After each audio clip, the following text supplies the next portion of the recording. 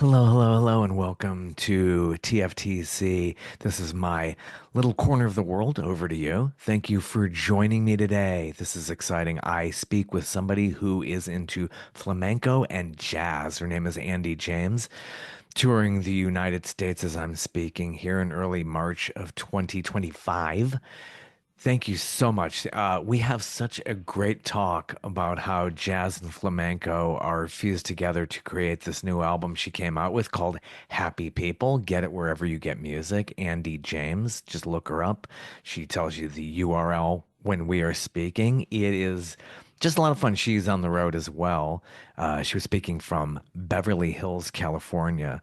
So doing her thing. It's really fun. And she's staying at a hotel that allows cats to stay there. So I was really excited about that as well. So March 24th, here we are. It is World Tuberculosis Day. I mean, maybe it's for awareness. I don't think it's something you want to really go ahead and celebrate, but something more to celebrate is National Cheesecake Day, which I don't really eat that much cheesecake, but there's a day dedicated to that. So here we are, late March of 2025, heading into, well, we already just got into spring, heading more deeply into spring. Not looking forward to more severe weather, that is for sure, which we get here in the southeastern United States quite a bit, actually, as we head into spring. So hopefully no damage, hopefully no tornadoes.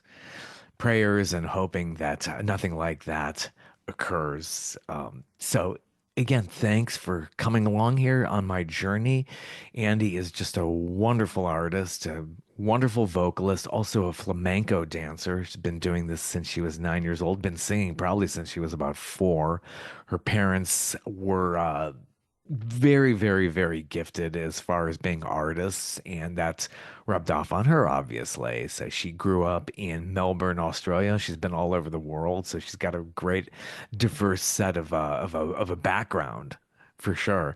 So I hope you enjoy my chat with the wonderful artist Andy James. I'll talk with you all on the other side of this. We had a gig last night, but Oh, okay. So you're on the road. You're in Beverly Hills. yeah, we're in a Yes. hotel Oh, with our nice. cats. Oh gosh, a cat-friendly hotel. Yeah, That's they let us fun. have them. Oh, how cute. Oh, that's beautiful. Love cats. Yeah, I would always have one come to the back door all the time, would just sack out with Really? me as I'm working here all day. Yeah. So how was your gig last night in Beverly Hills? Where did you It play? was it was great fun. It really was. Yeah, Yeah, it was I packed, bet. and we had two reviewers there. They loved it. Oh, excellent. Excellent. Great. So yeah, It you was travel it as was so rainy and cold last night, the night before. that's hard to Last believe night, and that they it came out. People yeah. came out. It was good. And they needed the rain out there in California. It's been so dry and That's then the absolutely fires. right. Good. Excellent. Well, good to see that you're on the road, you're touring, you're invigorated. It still seem to have energy. That's good. And thanks for joining me in the morning Thank you. as we're talking. It's kind of early there. It's 8 a.m. Yeah. Yeah. Well, We're thank you early so much. risers. Yeah, we get up early. Oh, good. Good. Yeah. You're not out too late, I would say. No, no. Good. Well, great to see you and how much you're active, and you have a great new album, Happy People. So, an apropos title at this time of the year, or in our culture, really. Not enough people are being happy. So, I mean, where did you get that title from? Oh, we just wanted to spread some good feelings and, make people feel better about things, and we want to feel happy ourselves. It's kind of tough times, so yeah. Yeah. What was it like recording the project? How long did it take you? It took us 4 months. We recorded in Italy, we recorded in Seville, we recorded in New York. At 15 originals, so it took a while. We That's not counting the writing, obviously. The Yeah. writing been sort of something that we've been thinking about for a long time because it's a mixture of flamenco and You've jazz. been fusing flamenco and jazz, and there's a whole history behind that, and it's an interesting combination. As you hear in this new album, you could just really feel that fusion. So you must have been inspired by those genres for probably most of your life. That's exactly right. Since I moved to Spain, and my mother was a jazz singer too, so she loved to sing all sorts of different styles, actually.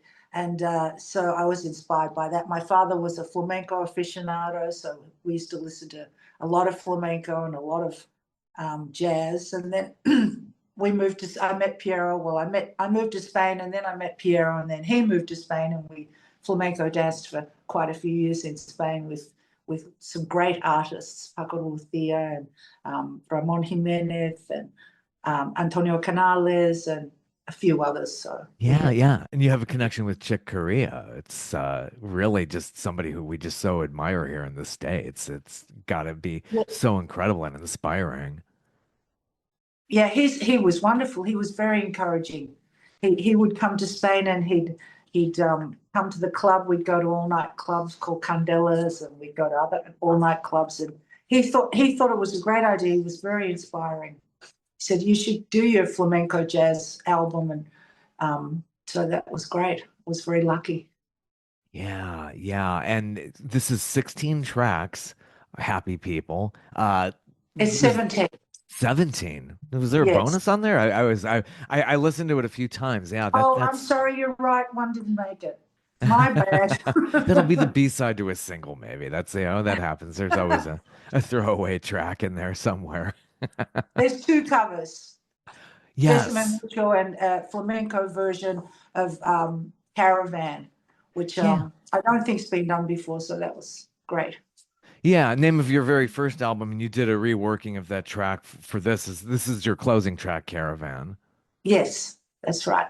Yeah, we did it. We did in 2018. We released an album called Caravan, and we did a completely different version of it. But this flamenco version is something that I wanted to do for it. It's always a lot of fun to do a cover that's completely different to anything else. That I don't think flamenco version of Caravan's been done before. 12/8, 12/8. So what inspired you to do two covers for this, Besame Mucho and Caravan? Were those two tracks just really special to you? Is that something that you always aspired to do, or you did live and then you finally said, okay, now we're gonna put this on an album? Besame Mucho is one of my favorite songs. It's one of the most romantic songs I've ever heard. So, and I sing it in Spanish, so because I speak Spanish, and I wanted to do that. And I also wanted to do Caravan because of the fact that it was such a different version, such a flamenco sounding version. So I like to do favorite covers that I love, slip them in there. Oh yeah, yeah, absolutely, absolutely. So, and it just harkens back to your roots and everything that inspired you. So, you have a real variety of where you have been, and so you grew up in Melbourne, Australia. Yes, I grew up in Melbourne. I was born in Melbourne, Australia, and I grew up in Melbourne, Australia, and I studied flamenco in Melbourne, Australia. Back in those days, there weren't too many flamenco um, teachers or anything to do with flamenco in Australia. So people would say, "What are you studying?" I'd say flamenco. They'd go, "Flamingo." I'm like, "No, flamenco, no feathers." Yeah.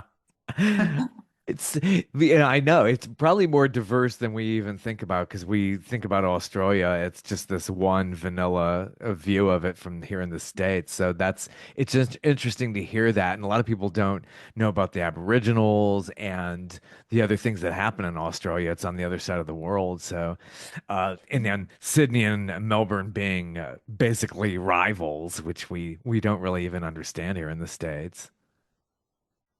Well, Sydney is supposed to be the beautiful city with the harbour and the sunshine and the fresh air. And people around the world think that Sydney is the capital of Australia, which it isn't.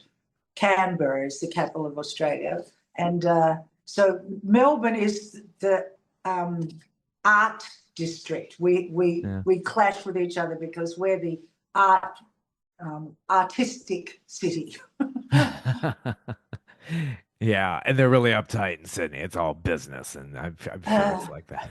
Yeah, it's beautiful all to us here in the States, and we're just such a wonder for those who really dream about going to the other side of the world. So did you get a lot of influence from the US over there? Did you say, gosh, what is it like over there in America when you were growing up? Oh, absolutely. We got all of television shows, and we all started speaking with American inflections like, hey, you guys, and stuff like that. Yeah. We were following closely behind you. That's cute. That's really nice. That really is. So, what was it like? Was that feeling like when you first came here to the States?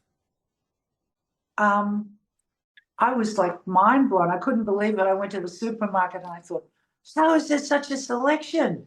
What, this place is so big, everything's so huge, so much bigger than Australia. It was, my mother, she didn't get to come with me, but she surely wanted to. I speak to her, I'd send her pictures. She's go, goodness gracious, look at the size of these places. It's so true. I mean, it's the way we live here. It's big, it's large, everything is. And you see the expansion of the West, and it's so unbelievable. And the cars here, it's like they're too big for the roads, SUVs, campers, all those kind of things. So, yeah, America's a whole different animal. And then you've spent time in Europe as well. So I'm sure you've had just so much experience of diversity in your life, which, obviously translates to music. And this new album, you could really feel it in a lot of the different tempos that you take on here. Was that really planned to just change up these tempos as much as you have? Yes, we like to do all different tempos. I like fast songs. I like ballads. I especially love ballads. And maybe if it was left to me a little bit, I'd probably do more ballads because I'm really romantic. I'm a romantic at heart. So um, I have to remind myself that, people like to hear fast, happy tunes. And once you do them, they're a lot of fun. You can do some great fast tunes like Take Five, and from the other album, that's a great song. And there's a lot of Happy People's a nice fast tune. To be so young, it's, if I was singing it a ballad, I'd be like, oh, to be so young. So when did you first learn that you knew you were a really good singer, you're a good vocalist? Were you just told from a very young age? Because you obviously picked this up from your parents, especially your mother, who enjoyed singing. um, my mother loved to sing. So I just loved singing along with my mother. So, you know, um, I'm not sure I even ever think of myself as being a really good vocalist. I'm just thinking, oh, I'll sing, and I hope I don't mess it up, kind of thing. And she'd be like, okay, that's okay. This is not okay. That's okay. That's not okay. So, you just kind of sing along and hope for the best. So she was basically your natural teacher. Did you go to like a vocalist coach later on, or just stuck with what you already know? Well, I actually sang. What my mother and I have virtually the exact same voice. I think that kind of happens with people. You sound just like your mother. She had a Oh deep yeah. voice too, and it got so deep in the end that she'd answer the phone and I'd go, "Oh, Mister, hello, Mister." you know, mine seems to be pretty deep nowadays too. I did actually study a bit. I went to a coach and I learned some exercises when I was quite young. I was like in my early 20s, Mm. but um, I didn't want to go down. Um, musical comedy. I didn't, that wasn't my thing. So I didn't pursue that. I'm just kind of basically self-taught, I think, from then Yeah. on. And you could hear that influence from Ella Fitzgerald and people like that. And Oh, absolutely. Sarah Vaughan, Ella Fitzgerald, I can't get yeah, enough of them. yeah, Carmen McRae, Ray Charles, um, Luther Vandross, some oh yeah, beautiful singers. Absolutely. He was fantastic. yeah, Um, Aretha Franklin, I love, she's wonderful too. Marvin Gaye, so many different wonderful singers. Yeah. Stevie Wonder. Oh, Yeah. they all make it look so easy. Oh, Gosh. don't they? They really did. They could all sing the phone book if they wanted, and that kind of dates me as well. We don't use phone books anymore here in this in the States. So that's but it's so true. It's just like, and it's like comfort food hearing those voices. It's just it's calming. And Happy People is, as a whole collection, is very calming. Put that on your car, folks. You'll just look like you want to just mellow out. And some great love songs in here as well. You're just very romantic at heart. The most interesting track is something that's nearly 12 minutes long. Uh, what inspired that to go that long on a track that's really hits 12 minutes? Well, in flamenco, there's always a very long piece of work. You know, some of the dance, especially the dancers, they'll do a 15-minute, 20-minute, 25-minute even. I remember going to see one performance. The flamenco dancer was dancing and dancing. We're thinking it's going to stop. It's going to stop. And he had a bull. He was using an imaginary bull, and he's waving his cape. And someone yells out, "Amatalo ya," which means, "Is it dead yet?" And went on and on and on. But no, yeah. So that's kind of this song starts off in one feel, then it has dancing in the middle and another feel at the end, and then more dancing after that. So it's a misa flamenco, which is kind of like a flamenco mass on the serious side of things. Mm-hmm. And that's we're referring to the Love Is Lost is Yes. your expansive track on there. Another inspiring To Be So Young. It's just like its title suggests. It's, you must feel that way. This is what keeps you on your toes. It keeps you young doing this work. It does. I love it. I do. I really do. I mean, everything has its ups and downs because, you think, will people like it? Or will it come out the way you want to? But it, I actually have a great fun doing it. I wouldn't do And anything. this is considered your lead-off single? You have a video out on YouTube, which was shot in Spain in this beautiful park. Gosh, the architecture is just amazing. Just folks, if you really want to see something great, watch this video on YouTube. And Chico is supporting you on this track, and he looks fantastic. You all look fantastic in this video. Well, thank you so much. Yes, El Retiro is a great park in Spain. It's just beautiful. It's full of, I don't know, I'm not sure. Do you know when it was built? Oh, no. Well, 400 years ago. Don't forget, video drops today. Don't know how to love. Oh, okay. Yeah. He just told me the video drops today. I don't know how to love. Yeah, as we're talking, it's March 7th, so this album is released as a whole today, March 7th, 2025. I'm sorry? Your video and your entire album, Happy People, is dropping today, March 7th, 2025. That's exactly right. Yeah. That's exciting. What does it feel like when you're like, oh gosh, are people gonna listen to this? Do you get the jitters, or just like, it just goes out there. I hope people are, stumble on it and enjoy it. Oh yes, we really want people to listen to it. I really hope people listen to it and like it and get a good feel for it. You never know what people are gonna like, so you just do your best and do what you like doing, and hopefully people will enjoy what you're doing and get a feel for it, and feel something for it. You have your good cast of characters on here as well. Great musicians. How you've been able to cobble them all together.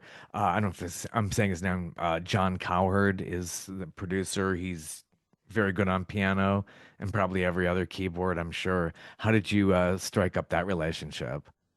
I met him through John Patitucci when we did Rhythm in New York. That was the first time I've met him, and we've been working ever since.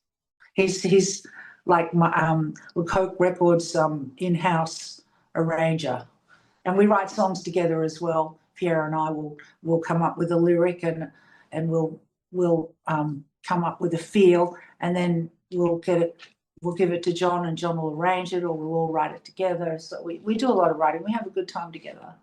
Good. And Piero is there as well. How long have you been together now? Total 20 years. years. Excellent. How did you meet? We met at a rehearsal for a performance of Carmen the Opera. We did it in Sydney and Melbourne in Australia. And yeah, we met through the flamenco arranger, producer of this show was someone I'd worked with in the past, and he'd worked with in the past as well, in between his ballet. So, because he's a ballet dancer. And so we met there and kind of went from there. Good. And spend a lot of time in Las Vegas. That's why Las Vegas was that just like, okay, yeah, there's a great entertainment district here. There's great opportunity here. Is that what you chose? That's why you chose Las Vegas? Absolutely, that and the traffic. Ah, yes. Could not possibly live in Los Angeles. Oh my I'm from gosh. Australia, it's like 3 cars on the road. I know it's awful. LA, I'm in the Atlanta, Georgia area, and it's just terrible. It's very similar to LA on another scale. At least LA has the beach though. We don't have that. But yeah, oh my gosh. There's a lot there's the work out there in LA and the notoriety you can pick up there, but wow, you pay such a price just trying to go from point A to point B. I'm sure it's Las Vegas is uh a little bit more practical, I would think. They're crazy, but you get there quicker. And Yes. everyone goes through red lights just like here. Eh, But I feel like I'm more likely to survive. Well, you tried LA for 7 years. Yeah, we did. We lived in LA for a while. We lived on the cliffs of Mulholland Drive. mm. Yeah, scenic, beautiful, and everything. But yeah, just everybody wants to be there, and that's what you get. It's just unbelievable amounts of traffic. If there's opportunity, people will come out there for it. I had some family who moved out there in the early 1960s, and they just, saw the whole rush of people coming in, especially the entertainment industry, the way that it's constantly blown up there. But you got Capitol Records, you got really good, interesting things there where you can really expand on your career. So it's just really, I'm sure you've had a lot of experience dealing with that and traversing it. Yeah, absolutely. We drive backwards and forwards, and we've been to Capitol a few times. Capitol's great. When's it opening up again? A few bucks. Yeah, it's opening up again. It closed down for a while, so they Yeah. renovated everything. Oh, good, good. It's a great studio. Just go into Studio A and Studio B and see Frank Sinatra's room, and it's just mind blowing. The furniture and Completely. it's kind of like going back in the 60s. It's really Wow. Yeah, that's iconic. Totally is. That's, like yeah, definitely. Gosh, well, a lot of good tracks on here, and I love the use of saxophones on this project. Was that really intentional? Did you always have that? And do you have a sax player who's with you when you're touring? Did you just tour solo, or you bringing a band with you? um we actually have a few different musicians around the world that we use, but in this album it was Dave Binney on alto sax and soprano sax. And we actually have bass clarinet from John Ellis, which I absolutely love, bass clarinet and tenor saxophone. And also Rick Magitsa, who worked with Miles Davis, and he plays a beautiful tenor saxophone. So yeah, they were. I don't know. I don't think they've all been together before. We put them together at a gig we did in Rome at the Colosseum, and it was just fantastic. They're just fantastic plays. They're also different, but they're really great. Rick Magitsa's interpretation of ballads is just incredible. Yeah, it's a rich sound. Again, great musicians on here. The Palmas, which is just like you don't hear that much on records these days. That's just really, it really rounds out the sound throughout the entire project. And having a flamenco guitar, which I would think is not very easy to handle. I worked with Canito in Madrid when I lived there.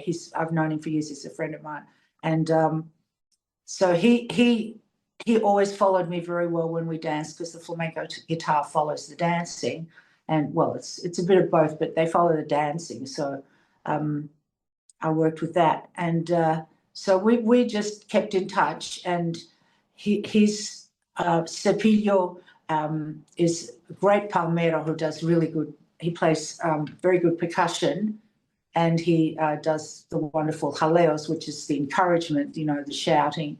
And then Abel Arana was a dancer. He's a dancer as well. He's a very good dancer. So we danced together as well. So it was good. We filmed it at Mob Studio. We recorded it at Mob Studios in Sevilla, and and then Canito came out and recorded it in Las Vegas as well. So yes, that's how we got it all together on the album. And it does give it it's a different kind of, flamenco is a unique guitar. It's unique sounding, really. And him with Chico Pinheiro, because Chico is a wonderful Brazilian jazz player. And so the two of them together was different. Yeah, it's great. Yeah. So all this relates through the name of the record company, which kind of has its own little history too, that was created. How is it as you are? It's called Lecoq Records. Is that Yes. yeah, that's got its own little history too. How is it working as a couple as you traverse these projects and tour together? Do you both need your alone time? Are you together most of the time? We're together a lot. We fight like cat and dog. It wouldn't be normal otherwise.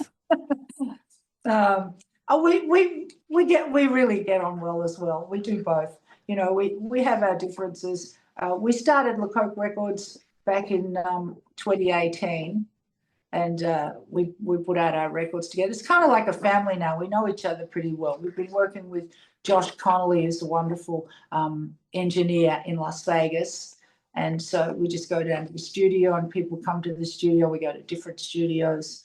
Rick Magitsa was my first horn player, and I met him in Las Vegas back in 2018. So he's on the albums, and yeah, so people come and go, and we go to different studios together. Hmm. So you've been basically a flamenco dancer since what age? 9. Yeah, oh my gosh. That's amazing. That really is. Did you take formal lessons as well for that? Yes, I did. Yes, there was, back in those days, there was a teacher in Melbourne, there was a teacher in Adelaide, and there was a teacher in Perth, and that was the only teachers there. And I took the teach. Actually, the teacher in Melbourne was the most well-established teacher, and people would come from different parts of Australia to learn from her. So I was lucky that I met her. My father actually said, "I'm going to find a flamenco dancing teacher for you," because he loved flamenco. How often do you practice on your own time? Does it come naturally to you as well, to do all this dancing and for all these years? I do practice. I still practice, but not like I used to. My back Yeah. doesn't, the injury. But yeah, you got to do it a bit. But I used to practice for hours, Yeah. but not now. Yeah, it's so tough, and I love running and stuff like that. And, as much as you try to stay in shape and build muscle and all that, it's so hard to stop that whole repetitive injury thing, which, it happens with the best of us. And, you have to know when to dial it back, or do you plow through it? It's really tough to really figure that out sometimes. So my hat's off to dancers. It's not easy. That's right. Piero's got. It's actually he's signaling to me. I forgot to say ice and heat. That's what we do. Yes. Ice packs and heat packs. Get those ready at the hotel there too. Yeah, a tub full of ice and and That's get the right. heating That's packs. right. Exactly. Ice machine. He's going ice machine. I know, I know. It's just like, yeah, like they say, rise, rest, ice compression, all that stuff. So, I mean, honestly, that really is part of it. And it's tough to do that because you want to keep moving. So it's tough when you're dealing with those, they're not really setbacks. They're just minor injuries, and it's, orthopedic as well. Hopefully that's the worst that ever happens. But yeah, it's true. You got to take care of yourself as well. Well, great album. I love the piano throughout all of this. To Dream is One. It just has this really wonderful, mesmerizing piano construction to it. And the lyrics are wonderful too. How do you deal with lyrics? How does that come to you? Piero and I'll come up with lyrics, or he'll come up with a lyric, and I'll come up with a melody, or he'll come up with a melody, and then we just keep refining it and taking bits out or putting bits in and changing words around. Hmm. It's a process. Yeah, I'm sure. And are you doing that all in the studio? You're doing that before you get into the studio? Is with all of you like, oh, time is money. We got to be totally prepared in the studio. Or do you improvise in the studio as you're constructing the songs? We do quite a lot of writing at home as well. We'll be sitting around and we'll he has a piano in the house, a portable keyboard, so he'll come up with a melody. So we do a lot of work in the house, and then if we like what we're doing, we'll take it down to the studio and expand on that. Get John Coward in. He lives in Nashville. Yeah, now you can do things. You could trade files and put things together That's right. remotely. That's right. There's always There's a lot of backwards and forwards. Yeah, I bet. I bet. And then when you're in the studio, do you enjoy kind of like that traditional old school way of doing it too, versus like, you're doing it at home and you're sending out files? Would you rather do it more traditionally? Yes, definitely. We do that. We all work together in the studio. We don't layer things on so much. We'll do the whole thing together. And then, obviously, if people don't like what they're doing, they can redo it again. But a lot of times people will put one track on at a time and just layer it. We don't do it that way. We play all together. It's you get the vibe from each other that way. The feel for the music. Someone will do something really dramatic and everyone else will go, it's kind of more like of a band feel. I find that important, and the rest of the musicians too, so do as well. So that's good. And when you're going out on tour, do you do a lot of rehearsal before the actual tour, or do you do rehearsal just before each show? How does that work? Obviously, you do sound check as well. We do rehearsals before, at the beginning of the tour, before a show, when we if we put new things in, or we're using different people, because we use different people, so Sure. we'll do that, and then we have sound checks Yeah, as yeah. well. Yeah, quite a thing to tour, and it can take a lot out of you at times too. So, flying, driving planes, trains, and automobiles, I'm sure is a big part of a lot of that.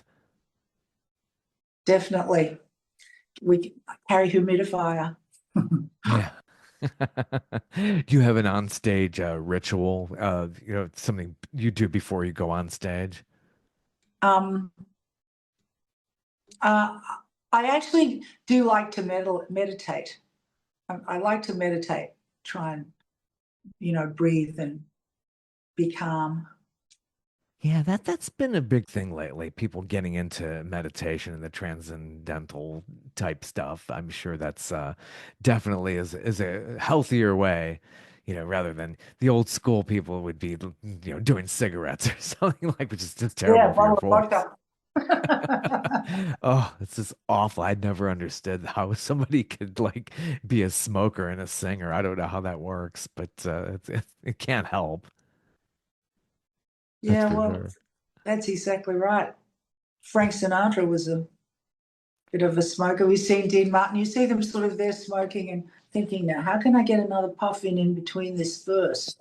How can, Yeah. between the words? Oh, Yeah. And they do it on stage, not just like, oh, doing it quietly before going on stage, doing a while the performance. And like, well, that was the culture back then, it which is, was.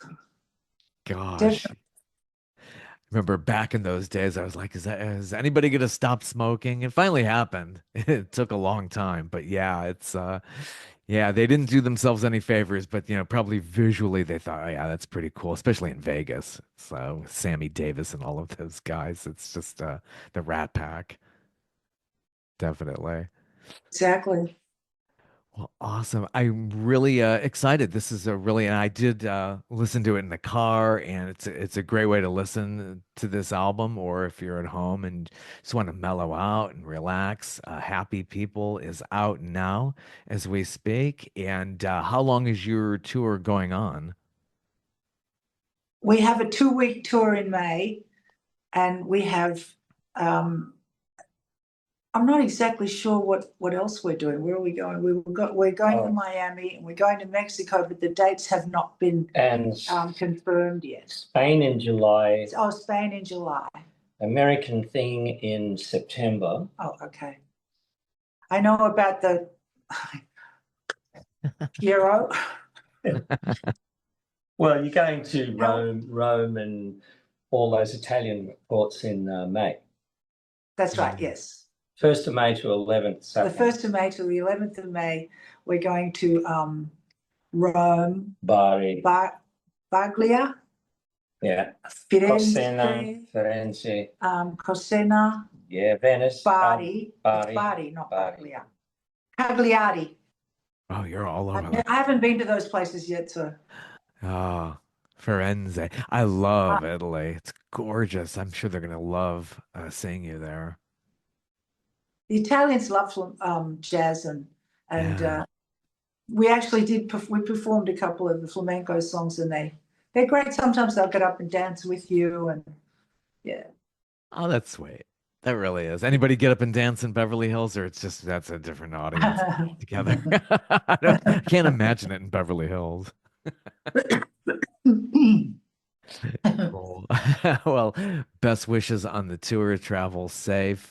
Great new Thank you album, very much. Happy People. Where can we get this? Is this through your website?